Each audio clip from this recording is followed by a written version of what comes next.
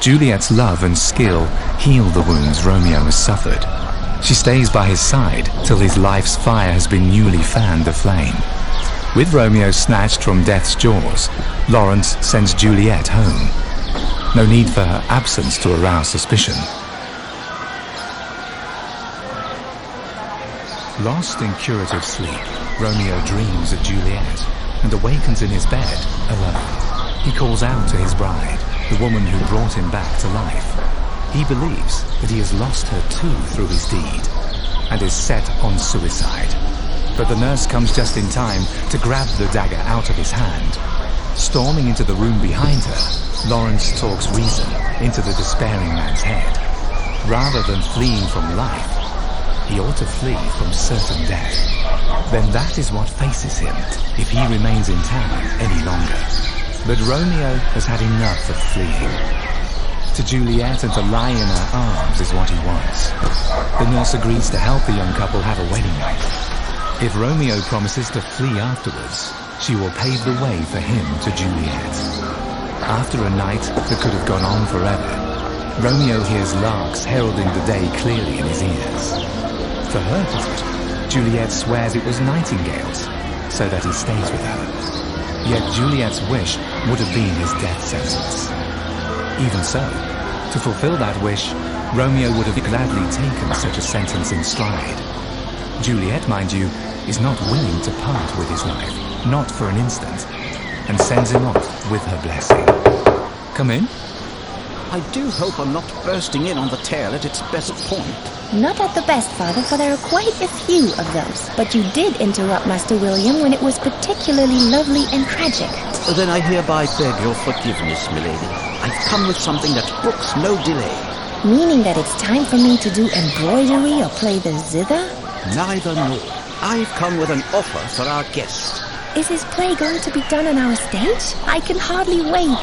Don't be so impatient, young lady. Give Master William just a bit more time to end the drama. Thanks to your daughter, I'm progressing well and feel quite confident. Then I shall see to it that I do what I can to get the play on stage as soon as possible. Thank you for the faith you place in me. Yet, what else could have brought you to me that brooks no delay? I found that ring that you received from your wife and were forced to sell. My lord, that's... It is with great pleasure that I hereby make a gift of it to you once again. Accept this remembrance of your Anne as gratitude for bringing such joy to mine. 'Tis not you who should be thanking me. I'm the one who is obliged to give thanks. You've not only given me a roof over my head, but a home in which I can act like a human being, and reside as well. I do so gladly. Anne shall take added joy in presenting you with a stage for your first piece. Oh, you must, Father. You surely won't regret it. You won't. As I know that well, allow me to take leave of you. I want to get everything ready for the premiere. You're setting such great hopes on so many empty pages. William, I am certain you shall fill them yet. You're not the only one who bears that certainty. I'm very eager to hear what happens next. Then I won't stand in the way of a tale to tell, and say to you with a merry heart, farewell.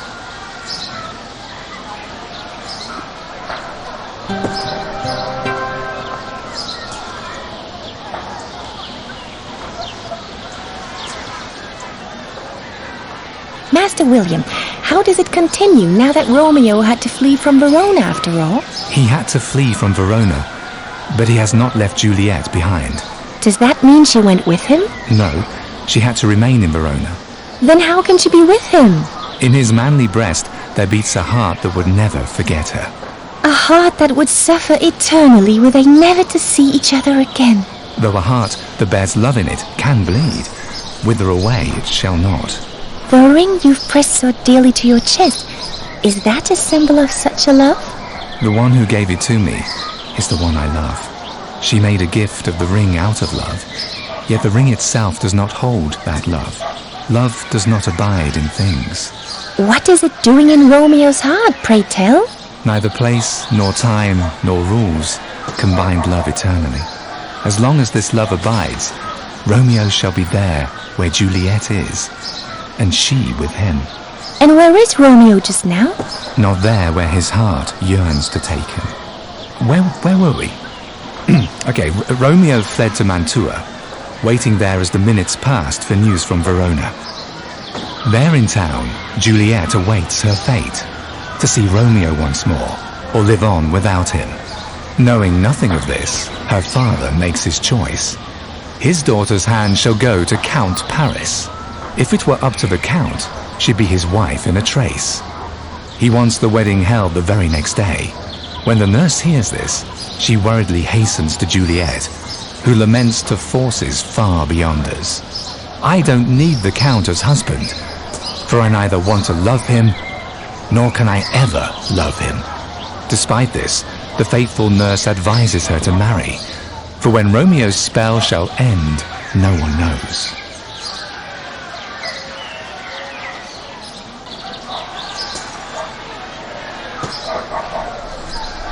Intended as Count Paris's wife as of the morrow, Juliet is set on fleeing from this second marriage. Desperate, she seeks out Friar Lawrence and begs him to help her.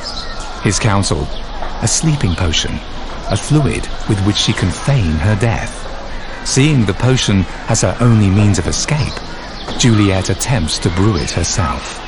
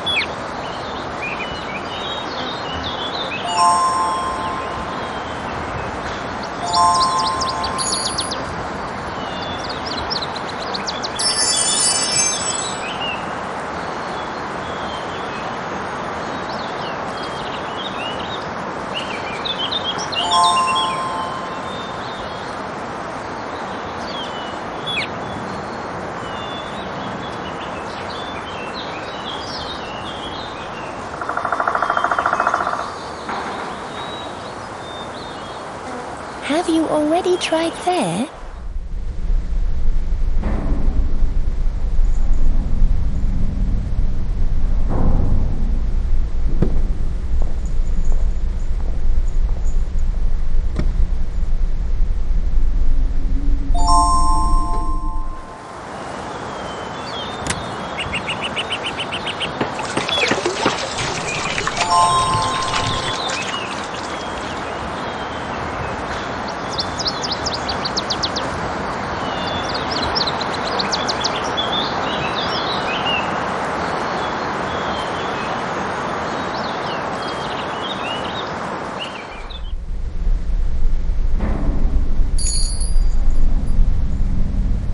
Perhaps you'll find what you need there.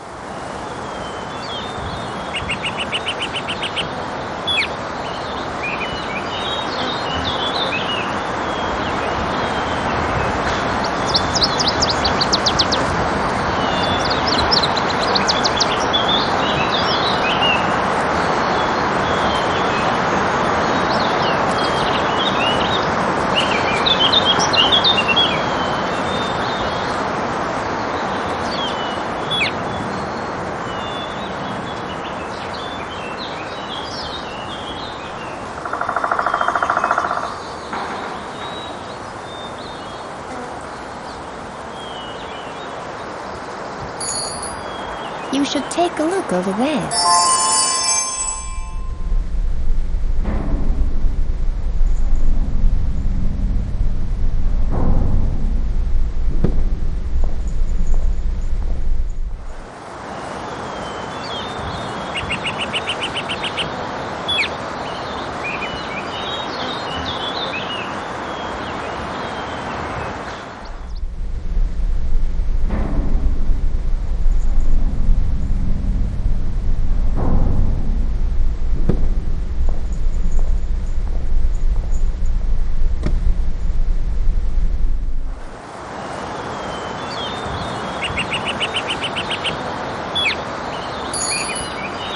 You might find something else there.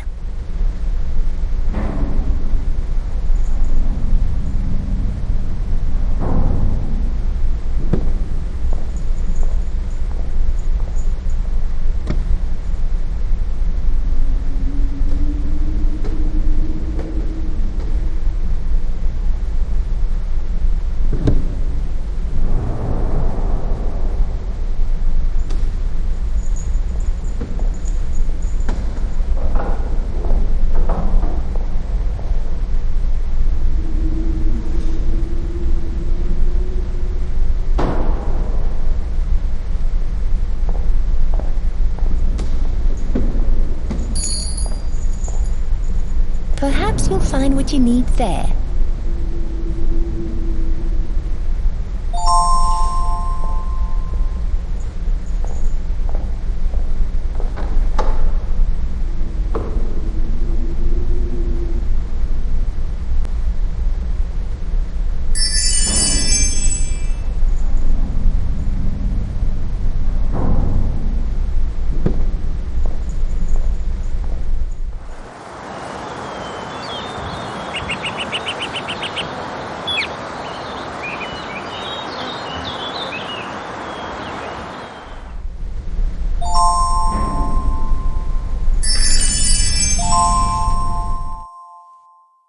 The vial in her hand, Juliet seeks to find the courage.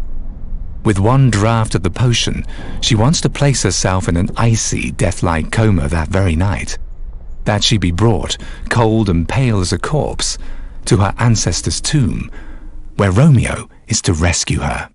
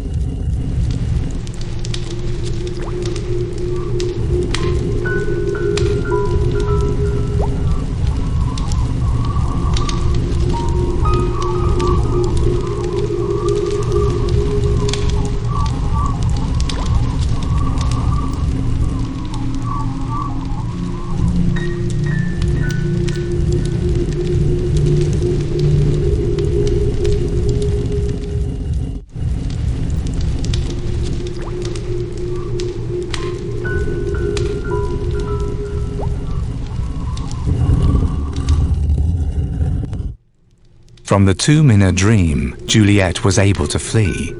Spying her Romeo in the exit's glow, she takes heart once more. As she loves him, she erases all doubt from her mind. She takes the potion, sets it to her lips, takes a draught, and shuts her eyes again.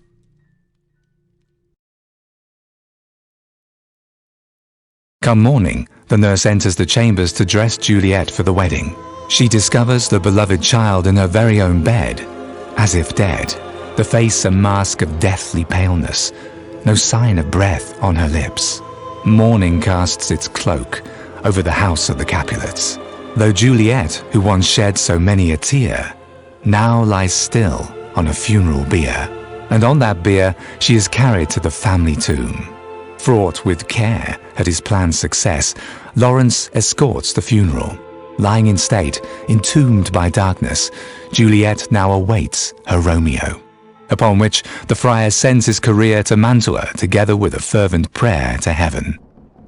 What makes you pause, Master William? It's to fan the flames of suspense, Miss Anne, and because I do need a sip of water. I'll fetch you a cup from the kitchen downstairs. No, Miss Anne, that's not... The proper English way when a lady is at the gentleman's service, and one of rank for a mere commoner to boot. I didn't want... Whether you want to or not, William, your influence here in this house is more than meager. For that very reason, you shall speak with my brother on my behalf. And what shall I say to him, my lord? That he ought to think of his future rather than fritter it away. And do let him know that his future is edging closer. What sort of future are you speaking of? And what does it imply for your brother? Whatever I'm speaking of holds no significance. In contrast, my brother's role does. But how am I to convince your brother if I don't know what you're talking about? You're not supposed to convince him at all. Merely leave him in peace with your arrant nonsense.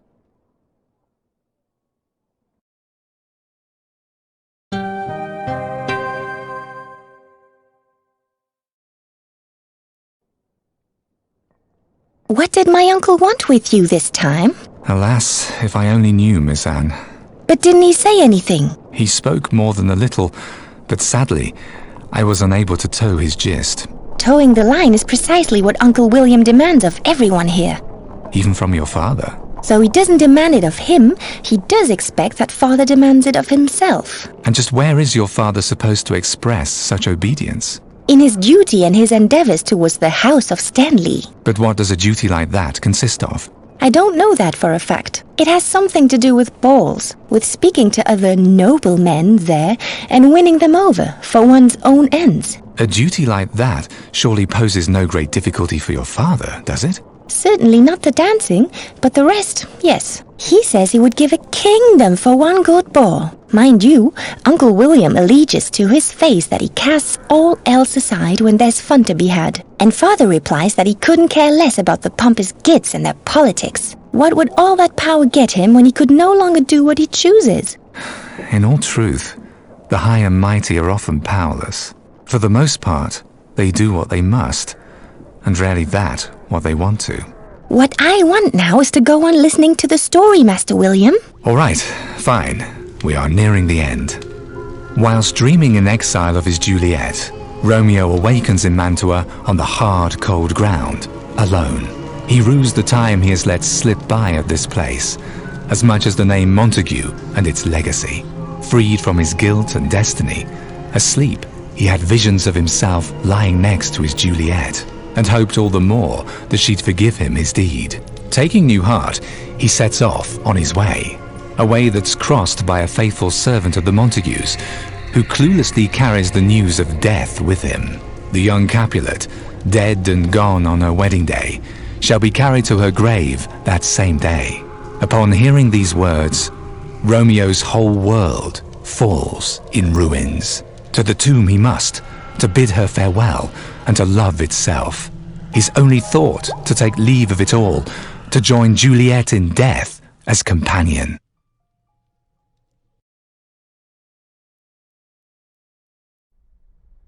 Beside his Juliet is where Romeo would lie. To die at her side, his ultimate goal. Now all is set on finding the way to her, that their immortal souls be united by his death.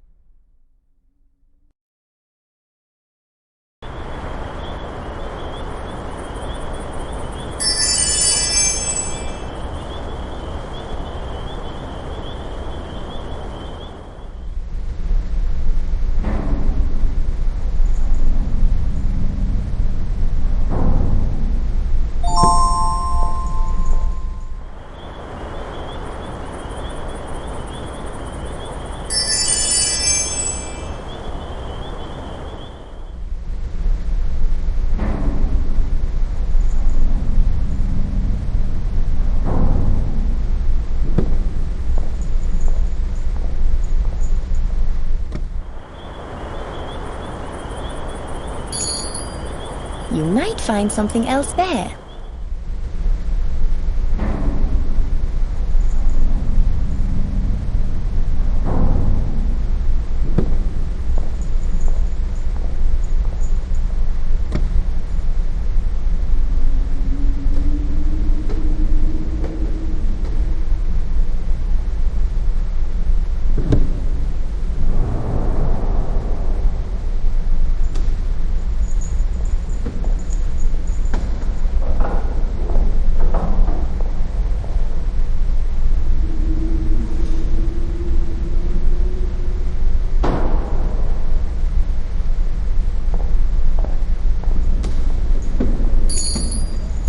Have you already tried there?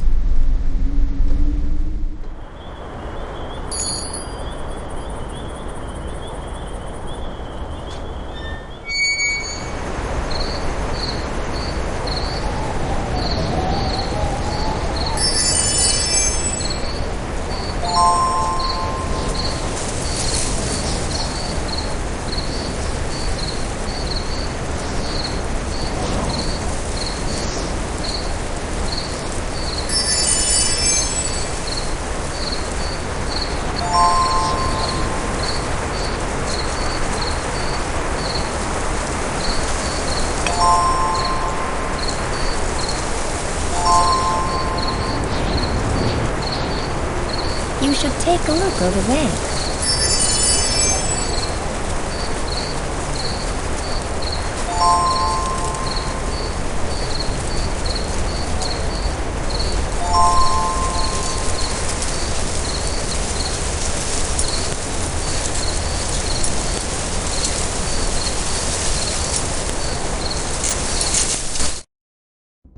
Upon discovering his beloved Juliet, Romeo kisses her cold lips.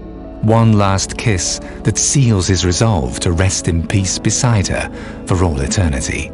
He puts the poison to his lips, just a sip. Then a gentler death shall save him from the throes of life. Juliet, the one who loves him, already awaits him on the other side. Pressed quite close to her, he falls asleep and shall awaken no more.